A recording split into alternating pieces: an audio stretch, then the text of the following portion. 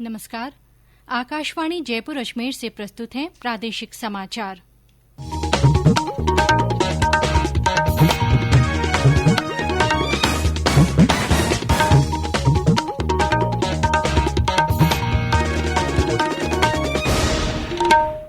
मुख्य समाचार। केंद्र सरकार राज्यों और केंद्र शासित प्रदेशों को कल से कोविड रोधी टीकों के कुल उत्पादन का 75% निःशुल्क उपलब्ध कराएगी। देश में अब तक 27 करोड़ 66 लाख से अधिक कोविड टीके लगाए गए। 81 दिन बाद कोविड के दैनिक संक्रमितों की संख्या 60,000 से कम हुई। मुख्यमंत्री अशोक गहलोत ने कहा, कोविड टीकाकरण का दायरा और गति बढ़ाने के लिए सभी को मिलजुल कर प्रयास करने होंगे। राज्य में पर्यटन को बढ़ावा देने के लिए गेस्ट हाउस योजना की शुरुआत हुई। और अंतर्राष्ट्रीय योग दिवस कल, अधिकांश कार्यक्रम वर्चुअल तरीके से होंगे।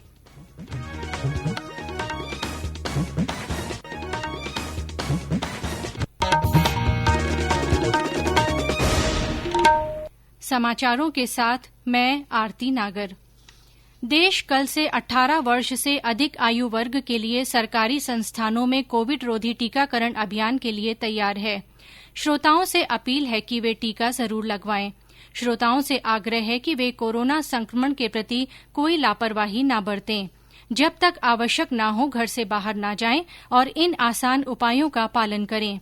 मास्क लगाएं, 2 गज की सुरक्षित दूरी बनाए रखें, बार-बार हाथ धोएं, चेहरा साफ रखें और टीका जरूर लगवाएं। कोविड से संबंधित जानकारी और मार्गदर्शन के लिए राष्ट्रीय हेल्पलाइन नंबर 011-2397-8046 और 1075 पर संपर्क करें। राज्य के हेल्पलाइन नंबर 104 या 108 पर भी फोन कर सकते हैं। इसके अलावा वरिष्ठ नागरिकों के लिए हेल्पलाइन नंबर है 14567।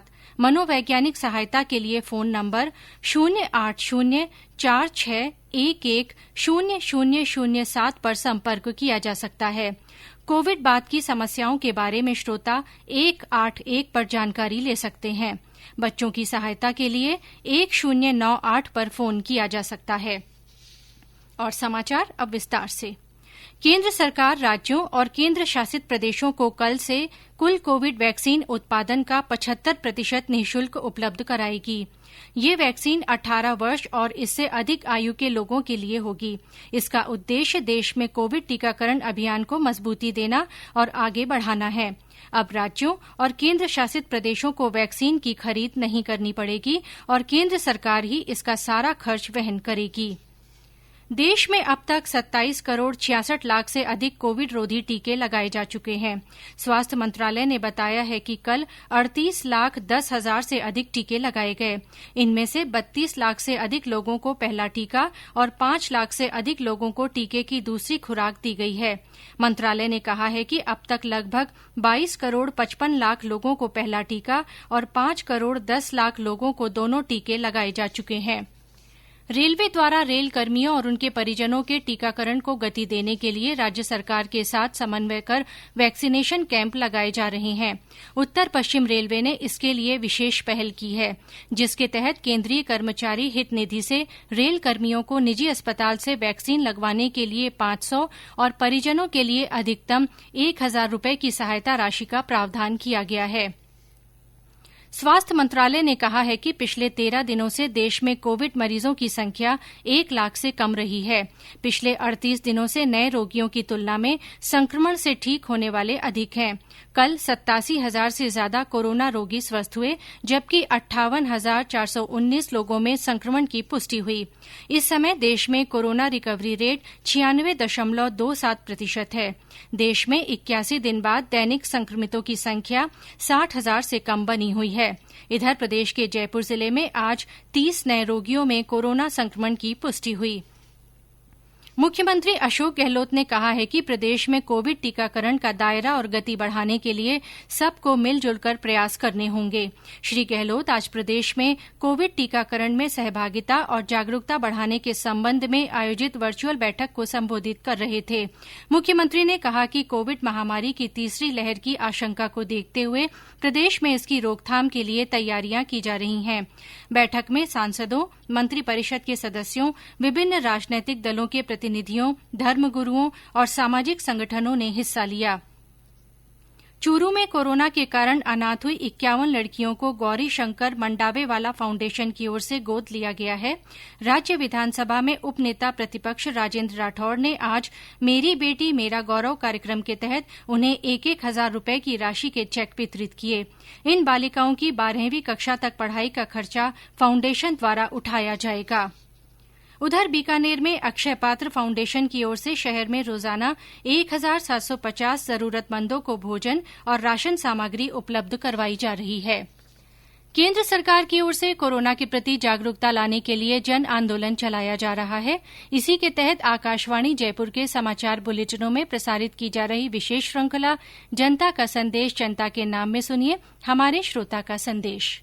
मैं संताराम वानर, ग्राम पंचायत गंगाला, तहसील रामसर, जिला बाड़मेर। मैं सभी भाई बहनों से अपील करता हूं कि 18 वर्ष से लेकर 45 वर्ष के सभी वर्ग के लोगों का टीका लगाना शुरू हो गया है। टीका जरूर लगाएं। टीका लगाने कोई घबराहट नहीं है, कोई तकलीफ नहीं। मैंने भी टीका लगवाया है, मुझे कोई तकलीफ नहीं हुई है। और भीड़ भाड़ वाली जगह पर नहीं जाए, 2 गज की दूरी, मास्क है जरूरी। जय हिंद, जय भारत।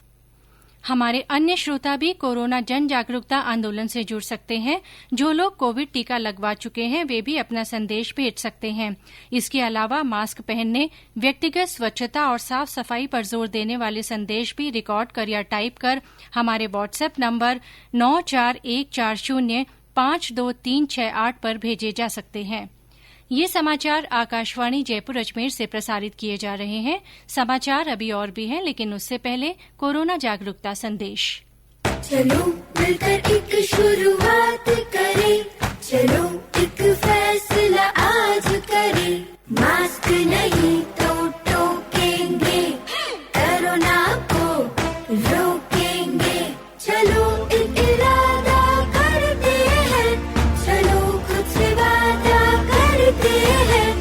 मास्क नहीं तो टोकेंगे, कोरोना को रोकेंगे। समाचारों में आपका फिर स्वागत है। राज्य सरकार ने पर्यटन को बढ़ावा देने के लिए गेस्ट हाउस योजना की शुरूआत की है। इसमें शहरी क्षेत्रों के रिहायशी इलाकों में 6 से 20 कमरे वाले घरों में गेस्ट हाउस चलाए जा सकेंगे। इसके लिए पर्यटन विभाग से अनुमति लेनी होगी। पर्यटन विभाग के निदेशक निशांत जैन ने आकाशवाणी को बताया कि राज्य की नई पर्यटन नीति के तहत इस योजना की शुरूआत की गई है। गेस्ट हाउस स्कीम एक बहुत ही इनोवेटिव स्कीम है। हमारी जो टूरिज्म पॉलिसी 2020 उसके अंतर्गत बहुत सारी स्कीम्स बन रही हैं, जिसमें से हमारी जो पहली स्कीम लॉन्च हुई है वो गेस्ट हाउस स्कीम लॉन्च हुई है। गेस्ट हाउस स्कीम में 6 से 20 कमरों के जो रेजिडेंशियल एरिया में जो लोग अपने घर के साथ साथ गेस्ट हाउस चला रहे हैं उसको रजिस्ट्रेशन करके उसके लिए ये स्कीम है, जहां पे कोई भी व्यक्ति जो है खुद वहां पे उसको अपनी फैमिली के साथ रहना भी पड़ेगा और वो 6 से 20 कमरे तक का गेस्ट हाउस वो चला पाएगा। उसके लिए उसको यहाँ पे रजिस्ट्रेशन पर्यटन विभाग में कराना होगा। उसकी रजिस्ट्रेशन कमेटी में नगर पालिका के भी लोग होंगे और वो रजिस्ट्रेशन के बाद उसका टैरिफ वगैरह तय हो जाएगा। तो इस प्रकार से वो एक तरह से जो पर्यटक ऐसे होते हैं ना जो थोड़े मिडिल क्लास या एक बजट के रूम की तलाश कर रहे होते हैं, उनके लिए वो गेस्ट हाउस, क्योंकि हर कोई बड़े होटल अफोर्ड नहीं कर सकता। अंतर्राष्ट्रीय योग दिवस कल मनाया जाएगा। योग दिवस की इस वर्ष की थीम है योग के साथ रहें, घर पर रहें। राज्यपाल कलराज मिश्र ने योग दिवस की शुभकामनाएं दी हैं। उन्होंने प्रदेशवासियों से निरोग रहने के लिए योग को अपनाने की अपील की। कोरोना महामारी को देखते हुए इस बार भी अधिकांश कार्यक्रम वर्चुअल तरीके से होंगे। भरतपुर और बूंदी सहित कई स्थानों पर आज ऑनलाइन प्लेटफॉर्म के माध्यम से योगाभ्यास करवाया गया। पर्यटन मंत्रालय और केंद्रीय संस्कृति मंत्रालय की ओर से देशभर में सांस्कृतिक महत्व वाले 75 स्थानों पर कोरोना गाइडलाइन की पालना के साथ कल योग दिवस मनाया जाएगा। योग एक भारतीय विरासत अभियान के तहत होने वाले इन आयोजनों में योग के बाद सांस्कृतिक कार्यक्रम भी होंगे। राज्य में इसके लिए चित्तौड़ और कुंभलगढ़ का किला, डीग का महल और उदयपुर के शिल्पग्राम को चुना गया है। उदयपुर से हमारे संवाददाता ने बताया कि पश्चिमी क्षेत्र सांस्कृतिक केंद्र की ओर से शिल्पग्राम में योगाभ्यास करवाया जाएगा। उदयपुर में स्थित 4 राज्यों की कला एवं संस्कृति को बढ़ावा देने वाले पश्चिम क्षेत्र सांस्कृतिक केंद्र के अधीन संचालित शिल्पग्राम में अंतर्राष्ट्रीय योग दिवस कोविड-19 की गाइडलाइन के अनुसार मनाया जाएगा। इस उपलक्ष्य में 45 मिनट का विशेष योग सत्र के साथ आधे घंटे की सांस्कृतिक प्रस्तुतियों का प्रदर्शन किया जाएगा। देश भर में योग को बढ़ावा देने के साथ कोविड बीमारी से लड़ने में योग की भूमिका और योग से जुड़े व घर में रहे थीम के साथ उदयपुर के शिल्पग्राम का भी विशेष चयन किया गया है। योग दिवस को लेकर पश्चिम क्षेत्र सांस्कृतिक केंद्र की ओर से सभी विशेष तैयारियां पूर्ण कर ली गई है। शिल्पग्राम में सरकारी गाइडलाइन के अनुसार आमंत्रित अतिथियों का मुंह पर मास्क व हाथों में सैनिटाइजर का प्रयोग कर मुक्ताकांक्षी रंगमंच पर प्रवेश दिया जाएगा, जहां सुबह योग गुरु अनामिका कोठारी सभी आगंतुकों को योग कराएगी। इसके पश्चात सांस्कृतिक केंद्र के ख्यातनाम कलाकार क्लासिकल नृत्य मयूरभंज छाहू की प्रस्तुतियां देंगे। जिला प्रशासन, पुलिस प्रशासन, नगर निगम व शहर के विभिन्न स्वयंसेवी संगठनों द्वारा भी वर्चुअल तरीके से योग दिवस पर योगा अभ्यास के सत्र आयोजित किए जाएंगे। हरीश पालीवाल, आकाशवाणी समाचार, उदयपुर। 7वें योग दिवस के अवसर पर होने वाले मुख्य कार्यक्रम को प्रधानमंत्री नरेंद्र मोदी संबोधित करेंगे। दूरदर्शन के सभी चैनलों पर सुबह 6:30 बजे से इसका सीधा प्रसारण किया जाएगा। योग दिवस देश भर के उच्च शिक्षा संस्थानों में भी मनाया जाएगा। विश्वविद्यालय अनुदान आयोग ने विश्वविद्यालयों और महाविद्यालयों को परामर्श जारी किए हैं ताकि विद्यार्थी, अध्यापक, अधिकारी और कर्मचारी 45 मिनट के साझा योग नवाचार में शामिल हो सकें। प्रदेश में गंगा दशमी के अवसर पर आज मंदिरों में विशेष पूजा अर्चना की जा रही है।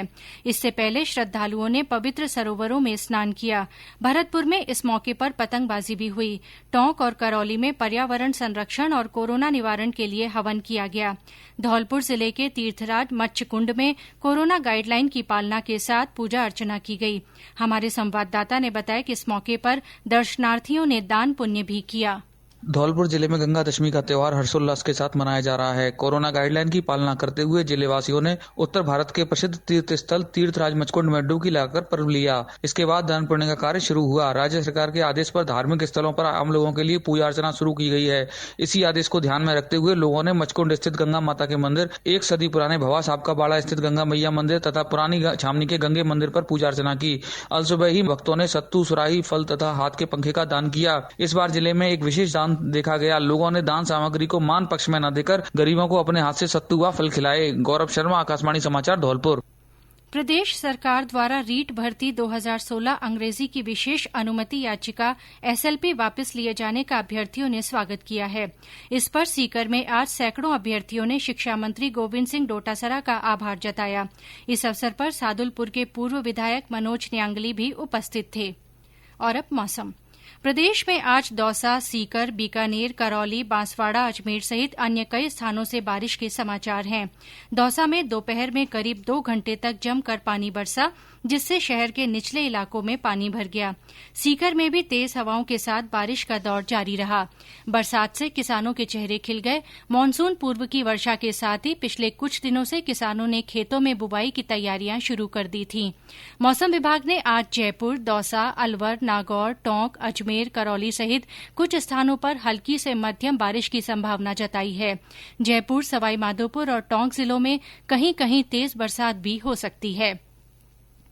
प्रधानमंत्री नरेंद्र मोदी 27 जून को आकाशवाणी से मन की बात कार्यक्रम में अपने विचार साझा करेंगे। ये मासिक रेडियो कार्यक्रम की 78वीं कड़ी होगी। प्रधानमंत्री ने कार्यक्रम की आगामी श्रृंखला में लोगों से उन विषयों पर अपने विचार आमंत्रित किए हैं जिनके बारे में लोग बातचीत करना चाहते हैं। लोग नमो ऐप या माई जीओवी ओपन फोरम पर अपने विचार साझा कर सकते हैं। और अंत में मुख्य समाचार एक बार फिर। केंद्र सरकार राज्यों और केंद्र शासित प्रदेशों को कल से कोविड रोधी टीकों के कुल उत्पादन का 75% निःशुल्क उपलब्ध कराएगी। देश में अब तक 27 करोड़ 66 लाख से अधिक कोविड टीके लगाए गए हैं। 81 दिन बाद कोविड के दैनिक संक्रमितों की संख्या 60,000 से कम हुई है। मुख्यमंत्री अशोक गहलोत ने कहा है कि कोविड टीकाकरण का दायरा और गति बढ़ाने के लिए सभी को मिलजुल कर प्रयास करने होंगे। राज्य में पर्यटन को बढ़ावा देने के लिए गेस्ट हाउस योजना की शुरुआत की गई है। और अंतर्राष्ट्रीय योग दिवस कल है। अधिकांश कार्यक्रम वर्चुअल तरीके से होंगे। इसी के साथ प्रादेशिक समाचार बुलेटिन समाप्त हुआ। नमस्कार।